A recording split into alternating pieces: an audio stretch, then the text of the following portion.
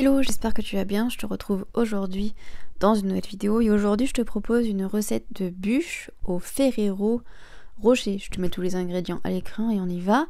Donc du coup là j'ai commencé par faire le sucre glace pour la chantilly.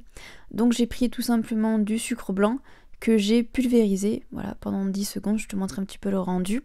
Et ensuite je me suis attaquée à la génoise, donc j'ai commencé par faire préchauffer le four à 180 chaleur tournante. Puis j'ai mis du coup 4 œufs, 120 g de sucre, de l'arôme de vanille et j'ai chauffé tout ça 10 minutes, 37 degrés, vitesse 3. Voilà pour ça. Ensuite, comme tu peux le voir à l'écran, j'enlève le fouet et je rajoute du coup 80 g de farine, 30 g de maïzena et de la levure chimique. Et puis après, je mets ça pendant 1 minute à vitesse 2,5. Voilà. Ensuite, du coup, j'étale la génoise sur une plaque génoise que j'avais acheté, il me semble, à Centracor, il me semble. Et voilà, j'ai ces super spatules là, que tu peux voir là, celle de gauche que j'ai sur ma main gauche, qui est vraiment géniale pour étaler la pâte. C'est vraiment l'idéal, vraiment. Ça permet en fait de gagner énormément de temps, on s'en rend pas bien compte, mais c'est la vérité. Et du coup, après, j'ai enfourné ça pendant 12 minutes à 180 degrés. Ensuite, je me suis attaquée à la chantilly, du coup, Ferrero Rocher. Donc, j'ai mis 150 g de mascarpone que j'avais mis au congélateur, mais je pense qu'il n'était pas assez froid. Tu verras pourquoi je te dis ça juste après. Et ensuite, j'ai rajouté 350 g de crème fraîche entière liquide. Pareil, que j'avais mis au congélateur pendant 2 minutes 30, vitesse 4. Ensuite, j'ai ajouté les 40 g de sucre glace que j'avais fait plus tôt. Et du coup, j'ai fait tourner ça 1 minute, vitesse 4. Donc voilà un petit peu pour ça. Je te montre la chantilly. J'ai trouvé qu'elle n'était pas très montée, je trouve. Bon, bref, c'est pas grave. J'ai enlevé encore une fois le fouet et du coup, j'ai réservé tout ça dans un plat à part. Entre-temps, j'ai sorti la génoise qui avait un petit peu cramé, mais elle était quand même très bonne parce que je l'ai goûtée, parce qu'il m'en restait juste après la recette. Elle est quand même excellente, mais bon, voilà, il y a quand même une partie qui a un petit peu cramé. J'étais un peu deg, mais bon, c'est pas grave, passons.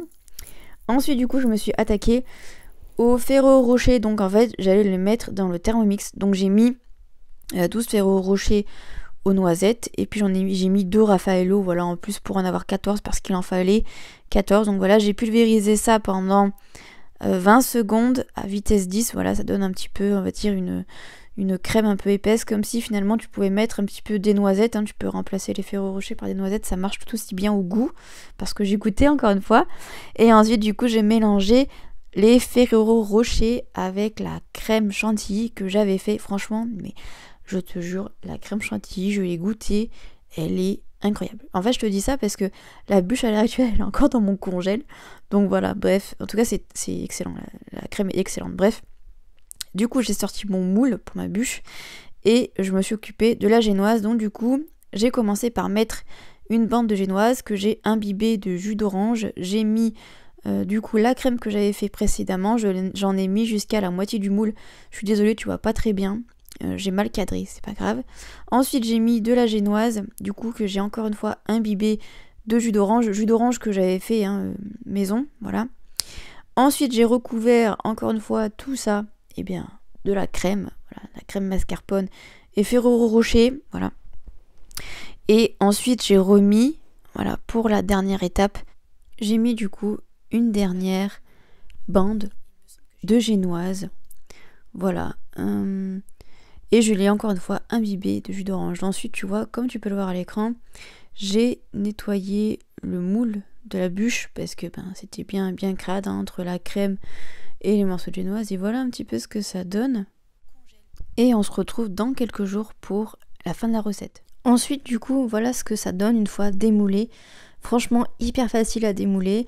Donc là, en fait, je t'ai pas montré, mais j'ai juste fait chauffer au micro-ondes l'équivalent de 6 cuillères de Nutella. Puis après, voilà, j'ai badigeonné ma bûche avec le chocolat fondu. Voilà, le Nutella fondu.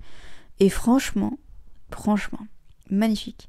Et donc voilà un petit peu la déco finale. Voilà, j'ai mis 3 Ferrero sur chaque face.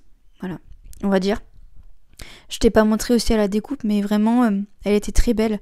Alors mon conseil, voilà, maintenant que je l'ai mangée, je l'ai trouvée très bonne. Mais alors mon conseil, vraiment, c'est de la sortir quelques heures avant la dégustation, histoire que le cœur soit pas trop froid. Voilà. Et tu verras, elle sera clairement super bonne. Voilà, sur ces bonnes paroles, je te souhaite une excellente recette. N'hésite pas à me dire en commentaire si tu as refait la bûche, vraiment. Et puis voilà, je te souhaite un bon appétit et je te dis à jeudi prochain, 18h, pour une nouvelle vidéo sur la chaîne. Bye bye.